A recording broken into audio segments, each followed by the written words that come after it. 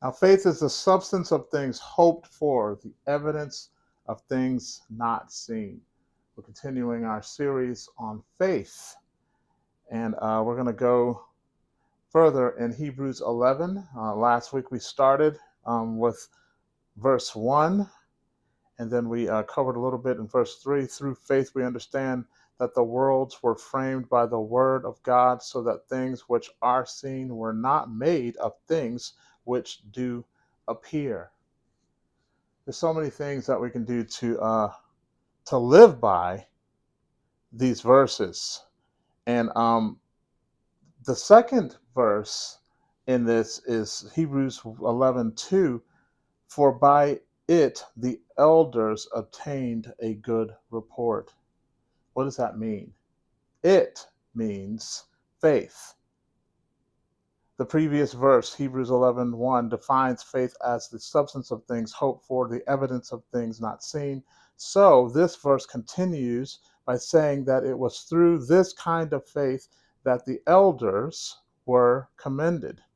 Elders these include people like Abel, Enoch, Noah, Abraham, Sarah, Moses, and others listed in the rest of the chapter. They are called elders because they lived in earlier times and serve as spiritual examples. So these people, the names I just listed, they literally had to live by faith. Some of them more extreme cases than others. Obviously, we've heard the stories of Abraham and how he had to sacrifice his son by faith. And I'm not going to go all the way into that story yet, but that type of faith, that's, I would call extreme faith, like literal life and death faith. That's why these people are the heroes of our faith, because they lived by this. Now let's go on to another verse that's a few verses down. And 6 it says, but without faith it is impossible to please him. For he that cometh to God must believe that he is, and that he is a rewarder of them that diligently seek him. Without faith, it's impossible to please God. Faith is the vehicle of how God moves. That's just the way he formed the earth, like we talked about last week. And we can't please him without faith. You've heard the saying that seeing is believing, and that's not true as far as what God wants. God doesn't want us to have to see it to believe it. He doesn't want us to have to see the miracle to believe the miracle. He doesn't want us to have to see the raise or see the breakthrough in whatever situation you're facing, whether it's a health crisis. He doesn't want you to finally believe once you see. Faith. He wants faith to happen before that. And that's difficult sometimes. To be honest, it would be easier to believe things once we see them. But again, we have to live by faith. And I talked about that some last week with me personally. And I had to have faith for myself. I had to have faith to believe that God had a version of the future that I hadn't seen yet, but I had to have faith to start taking steps in that direction. Today, I want to talk about a different version of faith, that it's not so much God having faith, which God had faith to turn the lights on, to turn the earth and to form the earth and all the things God did. He did it by faith. And we've talked about how we have to have faith ourselves. But this version of faith, I think, is really important, and it's powerful, and it's necessary to spread God's love throughout the earth. But first, I just want to talk a little bit about creative people. And the thing about creative people, they are the type of people that dream and see things, and then they work hard to try to make these things happen. Um, I started a Facebook group probably 4 or 5 years ago now, that's it was devoted to creative people. And it came out of the No Turning Back Music Collective. And we started having people from really around the world that were kind of into what we were doing. And it was kind of magnified because it was the pandemic and everything was shut down. So there was a lot more eyes on screens and computers then. And so the things that we were putting out was absorbed um, more because of that. But this group was designed to encourage people that are creatives. And so I'm going to read you what the about of the group is that I came up with to kind of describe these people. And I'm one of them, so I'm not just saying these people like they're somebody else that that I don't identify with. This is what it says. Being a creative isn't easy. People don't get us. We see things that aren't there yet. It's hard to describe. We dream big. We run hard. But the process is lonely and slow. This group is to provide inspiration and motivation for you to keep going, keep growing. Your friends and family may not understand you, but we do. Let's get better together. Let's use our creativity to make the world better, to glorify God. In submission to his son, we have decided to follow Jesus. No turning back. And that this group of people are the kind of people that have a song ringing in their head before there's any physical evidence of that song, before there's a recording of that song. They heard the lyrics, they heard the instruments in their head. These are the kind of people that have ideas for movies and for productions and Broadway musicals and even church productions, things like that. But it happens in their head and in their mind. And by faith, they see something that is not there yet. That type of creativity and seeing something that's not there yet is God given, because that's God is the ultimate creator and creative, and he sees things that are not there. And so these people, they understand what it's like to long for something that's not there yet, but they can see it so crystal clear in their mind that they can see that it's going to happen, but I just have to start moving towards it. And it can be lonely and it can be hard because it is a slow process most of the time when you're building something. It's day by day, it's week by week, month by month, sometimes year by year. It's brick by brick, it's step by step. It's a slow, tedious process to see this dream or this idea actually come to physical fruition. And that's what faith is. And I want to talk about faith from this regard in the fact that I believe that God uses faith not just for us personally, but faith for other people, faith to see things in people that they don't see themselves. And I'm going to talk about a group of people in my life that have done just that. These people believed things about me that I didn't believe about myself. I didn't see myself. I could not have imagined it myself. But there's a group of people that I would say are really responsible for where I am today because they saw things in me by faith.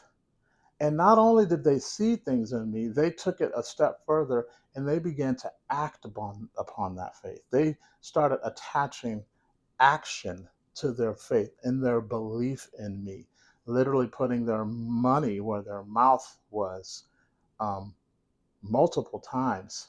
And that kind of faith is it's powerful to see something and say, "You're good at that. I believe in you." And sometimes that's all it takes to unlock something in somebody, is for somebody to see something in them and say, "I believe in you. I think that you're good at this, and I think you're going to do great things at that." Those words are powerful. But what's even more powerful is those words plus action. And I believe that God gives us that kind of faith as a gift because that's how he moves. Without faith, it's impossible to please him. And one of the best ways we please God is by using what we see in other people by faith, and then we come alongside them to see it happen. This happened to me, I mean, probably all through my life. Probably more times than I can really even recognize or remember. But just in the last 11 years is where we're going to talk about, like when I moved from Nashville, Tennessee to California and basically started over. This happened multiple times, starting back then all the way until today. And the first one was a person that I've talked about many times, or it's people really. It's my mother and father in law. My father in law, in particular, he believed in me and saw something in me, honestly, that I don't think I saw it myself. I can't describe it. Maybe I should talk to him or have him explain what he saw. Maybe that's a good thing. Maybe he should do that after I'm done with my message. Maybe he should explain what he saw in me that made him willing to, he became willing to invest lavishly in my future. Once I realized that I felt God was supposed to, that we were going to relocate and come to California, my father-in-law said that he would help, and he said that he would help us with all of the money that was necessary to go back and pack up and then drive back to get out of our lease and get out of all of our utilities and different things that you have going when you're living somewhere, to pay to get out of all of that and the penalties from doing it, before the amount of notice that you're supposed to give, all of that, and to rent a truck, Penske truck, and drive 2,300 miles back here with nothing, starting completely over. There was not really a vision or a version of the future that was solid in my mind, other than the fact that when I left, one of the people in Nashville said that they could see me working in church and that I should be open for that. But there was no evidence. Even that was a version of faith and believing and seeing something in me and my wife that we didn't see. This person saw me and Katie working in church ministry, and there was no record of anything like that said that we were qualified. None of our things that we had done up until the time up until then, in our minds at least, none of that said that qualified us to work in church. But this person saw something in us and said that you should be open to working in church. And I said, okay. And then somewhere on that drive, 2,300 miles, I said, okay, God, but I don't understand how this is going to happen. I don't have any qualifications. I don't have a resume that says you should hire me at a church. And what would I do at a church? I don't understand, you know. But I got here, and my father-in-law, he had said that he believed in me. He had transferred before we came back to uh, Tennessee to pack and move. He transferred a sizable amount of money into our bank account to have money to do the things that we needed to do. And I didn't even know what to say. And I don't remember specifically what I said, but something to the effect that I will make this worth it somehow, someday, you know? And he said, I'm counting on it. And it was comforting and terrifying at the same time. So I was like, what in the world? What does he see? What does he see in me that would make him transfer thousands of dollars to relocate me to live in his house and start over from scratch? But he saw something and invested and believed in me and us, and there was no real evidence of a reason why. All of my strengths I thought were being left behind because I wouldn't be able to do what I did in Nashville, and California. The town is not set up for it. So I didn't understand what his version of belief was. Like, what did he see?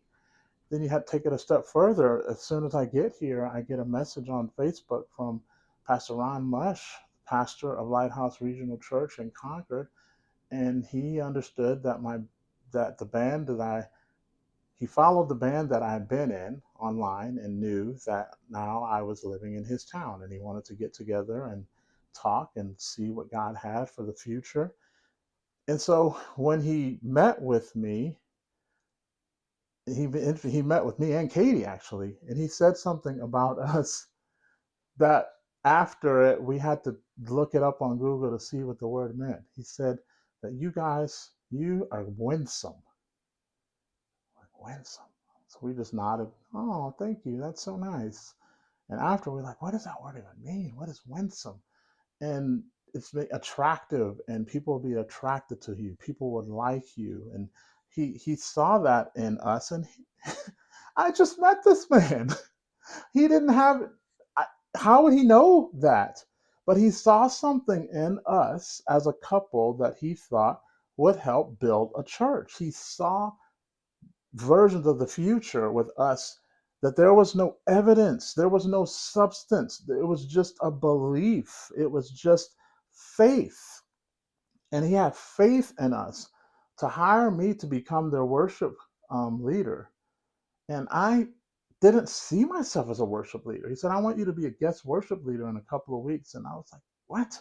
Like, I've never done that. Like, I'm the drummer in the back of the stage, like barely lit. Like, you don't even ever see me. What do you mean you want me to be out front leading?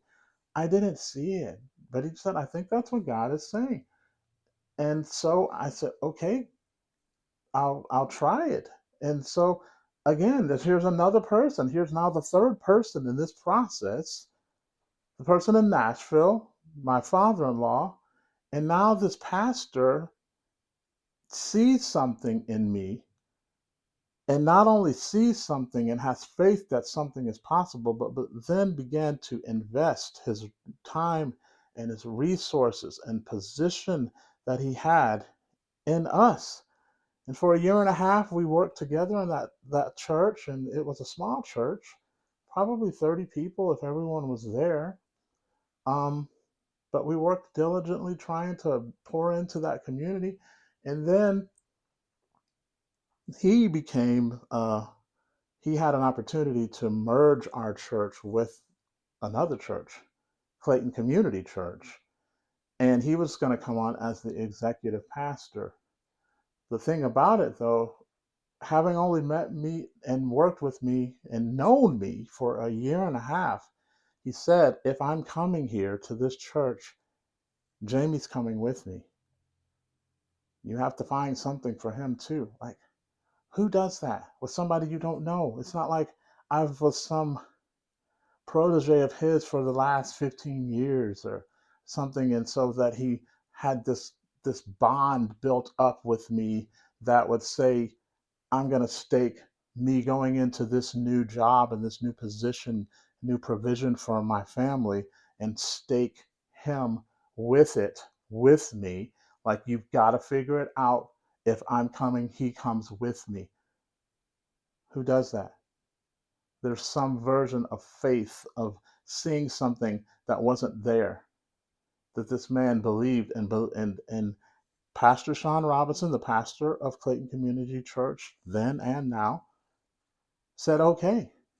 And he started creating a place for me at Clayton Community Church. They already had a worship director, and he would become my best friend, Mick Wakefield.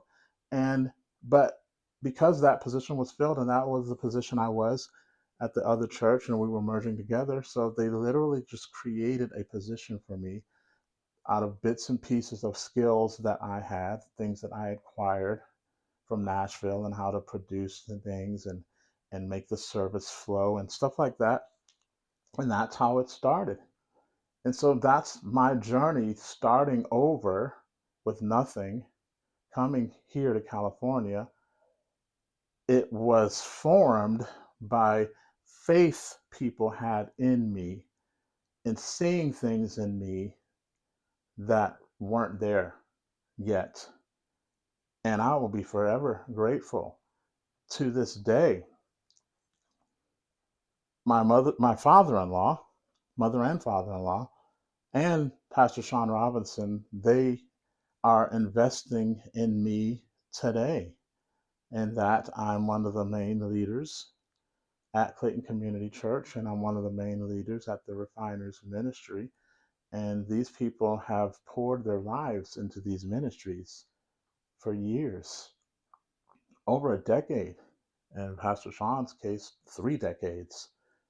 But they trust that me being a visible face and voice representing their blood, sweat, and tears is a version of faith in me that I can't even understand, really. I mean, and the fact that the Refiners Ministry ordained me and Clayton Community Church is in the process of ordaining me in that denomination and giving me a space in their ministries to preach and to lead.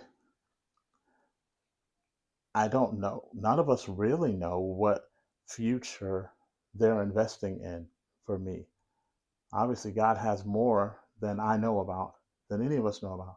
But still, they believe and they have faith in me. And that kind of faith is life changing. That kind of faith in other people changes generations. My son and my daughters, they will have more available to them once they experience what God has done with their dad, and doors that their dad has walked through, avenues their dad has walked in that maybe not hasn't happened in our family line before. But because these people believe, onward we go, onward and upward. So because of that, I think the responsible thing for me is to turn around and do the same with other people, is to find people that I see and I believe and I see something in them and I see something that they're capable of that maybe they don't see yet. And I encourage them.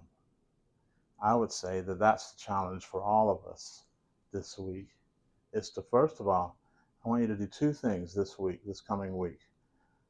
I want you to look back in your life, however long, and look for the people that believed in you. Remember the people that saw something in you that you didn't see in yourself. And remember in particular the people that not only saw something, but they invested something, that they put skin in the game, that they put their resources behind seeing something in you and investing in it until it happened. I want you to think of those people, and I want you to consider, prayerfully consider, reaching out to them and saying thank you. Reaching out to them and saying, I'll never forget what you've done, and I'm so grateful for what you've done. You saw in me by faith. Thank you. I want you to do that. And then I want you to do something else. I want you to begin looking for people in your life that you can pay it forward. It's a worldly term, but the principle is the same. That I want you to look for people that you see things in, and you don't just see it, but you say it. That you go to them and you say that you're good at this. I was blessed by what you've done. I'm blessed by your talent, your heart. You're good at this. And if there's a way for you to invest in their future, their development, find a way to do it. If that's time, if that's making your resources and relationships available to them to help them along, that's exactly what's happened with me. All these people, all of their relationships that they've built up over decades, they just said my name in these spaces, and I had immediate favor, favor that I could not have earned. favor that I wasn't on their radar to earn. But because of these people's position and relationships, that resource, sharing that resource, was more powerful than money. That's that's faith that moves mountains. For somebody to not know you exist and now all of a sudden they know who you are, and somebody has a ringing endorsement of you, what that does, what that makes possible. I'm in seminary now because of that, because my name was said in presidents of universities, not the person that does the admissions or the person that works in the office, the president. When your name gets said in places like that and that person puts you from down here to up here, that's God's favor. But that happens when God's people use their resources and they attach faith and actions to other people, not just for themselves, not hoarding up everything that they have and everything that other people have given to them to bring them to where they're at, to just sit and stay fat in that position. That's doing it wrong. I am responsible to share what God has given me on the backs of these people. And that's part of what I'm doing with you here today, is encouraging you. First of all, I'm going to say by faith, I believe in you. I think you're capable of not more than you think you are. I think you can go further than you've ever even imagined. I believe in you. Take a step. Try. If you failed in the past, try again. Dream again. It's not too late. You can do it. Keep going. Don't give up. It's going to be okay. That's my encouragement to you today. To use my faith to believe in you, to invest in you by listening to the Holy Spirit that whispers on the inside of me to say that somebody is having a hard time and you feel like giving up. Don't give up. You're closer than you think. The breakthrough is close. Sometimes all you have to do is outlast the opposition. You don't have to knock it out, you just have to outlast it. Stay strong. Get back up. You're going to make it. Let me pray for you. Lord, thank you for the faith that other people see in us. Thank you for the faith that other people have in me and my friends that are watching today.